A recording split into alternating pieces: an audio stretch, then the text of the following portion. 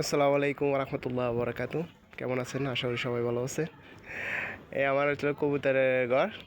নতুন জায়গায় কবুতরগুলা আজকে 7-8 মাস থেকে ভিতরে বন্দি, বাইরে ছাড়া হয় না। তো আজকে আমি নিজে 4-5টা বার করে দিচ্ছি। দেখেন বাইরে, এটা মিশরি সাদাটা, ওই একটা আছে গিরিবাস, ওই উপরে একটা আছে দেশি কবুতর। অনেক কবুতর আছে ভিতরে, কিন্তু এগুলা সমস্যা হচ্ছে বাইর হইলে ঘরটা এমন জায়গায় দিছি আমি, ঘরটা দেওয়া উল্টো হয়ে গেছে।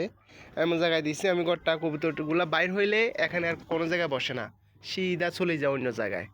সমস্যা হচ্ছে ওইটা। তো কবুতর সবসময় দড়ি ফেলা আসলে আমার কাছে একদম পছন্দ না, কারণ কবুতর উড়লে পছন্দ, উড়লে আমার ভালো লাগে। তার কারণে ছেড়ে ফেলার জন্য চেষ্টা করতেছি।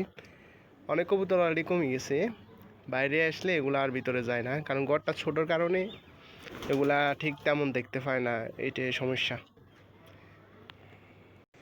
দেখেন অলরেডি আমি কয়টা কবুতর ছাড়ছি, এখানে 4টে কবুতর আছে, ওইখানে একটা কবুতর ছাড়ছি, ওইখানে দেখেন দেখা যাইতেছে এটা গিরিবাস।